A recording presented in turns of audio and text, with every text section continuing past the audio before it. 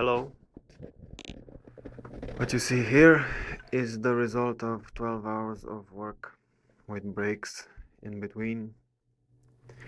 It appears that my method of passing wires through the bearing was not so well thought in the first place. Why? Because, as you know, I had um, two wires paired, a red one and a black one. Each pair of wire belonged to one coil from inside the outrunner, and because they were paired like this, um, at their base they were sitting like this in crisscross fashion.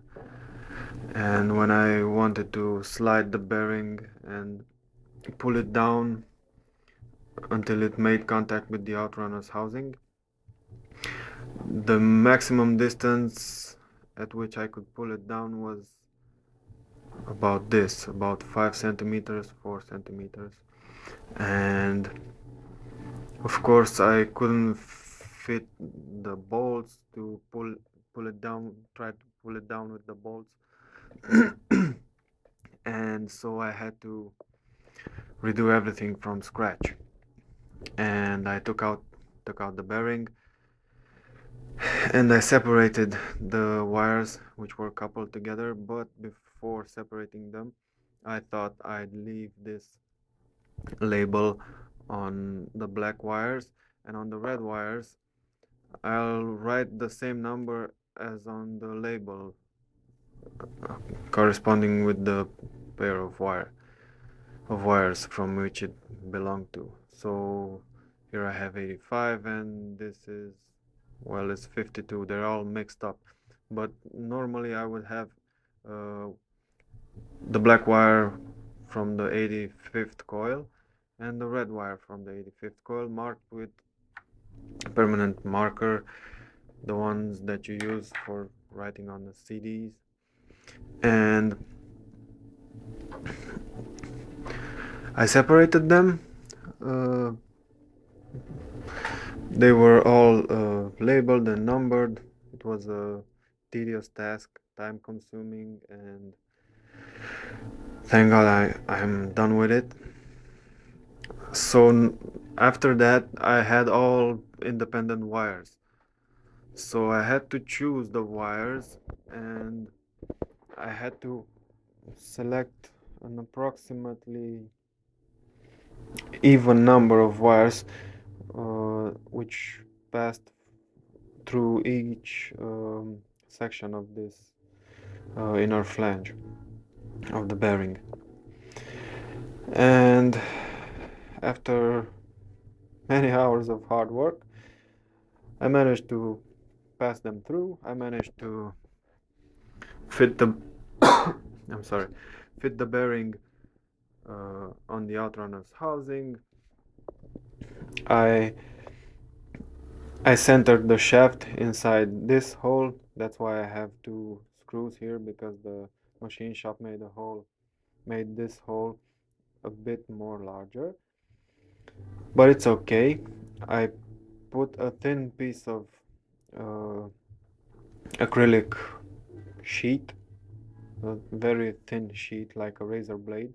I put it here so that the shaft will be centered right in the middle, and then right in the middle of this hole from the inner flange of the bearing. And then I put this I have put these two bolts, and I've tightened them so that the shaft will remain fixed and won't move, because I intend to spin this baby boy at high RPM. And if it moves, it won't be so good. Well, what else? For now, the outrunner is, I can say, 90% complete and assembled.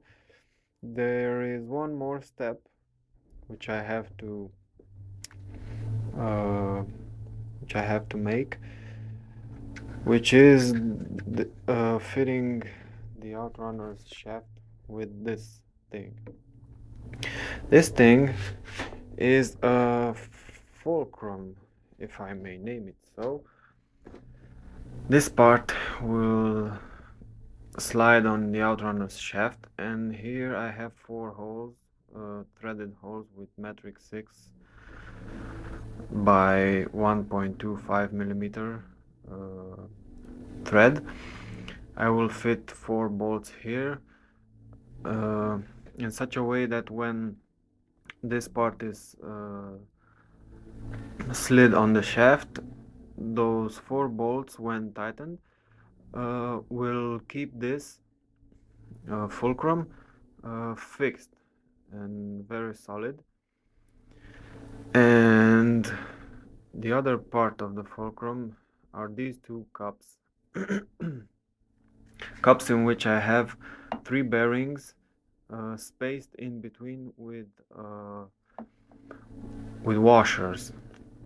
So this fulcrum has 2 mini shafts, mini axles welded on at a 90-degree angle on each side of it, and on those shafts I have put 3 bearings. So I have like this: bearing, washer, bearing, washer, and another bearing. 3 bearings on one side. And this cup is a machined cup. Slides it was press fitted on the bearings, and it spins. And what I will do with this, let me show you.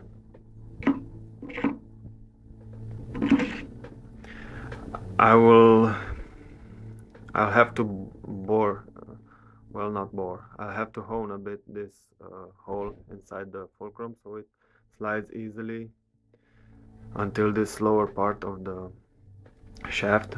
But when the outrunner will sit, it will lay flat horizontally, and when it will spin, if this shaft and the other part of the outrunner, which will be fitted on the shaft of the rotoverter, when all of this huge shaft and contraption will move, if it will move, if it will oscillate or something, back and forth or up and down, or I don't know, these bearings will sit on another fulcrum, on a stand, or however you want to call it, and they will allow a bit of movement, a bit of play. I know it is oversized, well, not oversized, over engineered, over designed, but I wanted to have a sturdy bearing, so I thought that as automobiles have on the front wheels bearings with 2 rows of uh, balls and roll cages, well, I could have that, and so I thought, well, let me put 3 bearings instead of 2. Make it nice and solid, as the Russians do their machineries and things. So this is it, and I will have to build another leg here, and underneath I will have um, 2 rubber bushings with thread going through them, which will be fitted on the the legs that will make contact with these cups. And so these cups will allow uh, vertical movement of the shaft, and if it will exist any, well, no, it if any horizontal movement will exist, which I presume it will, the bushings will absorb that horizontal movement of the shaft. That's about it. For now, I will leave it, and I will go back to building my capacitance decade box. I have to finish it today. and I will keep you updated. Thank you.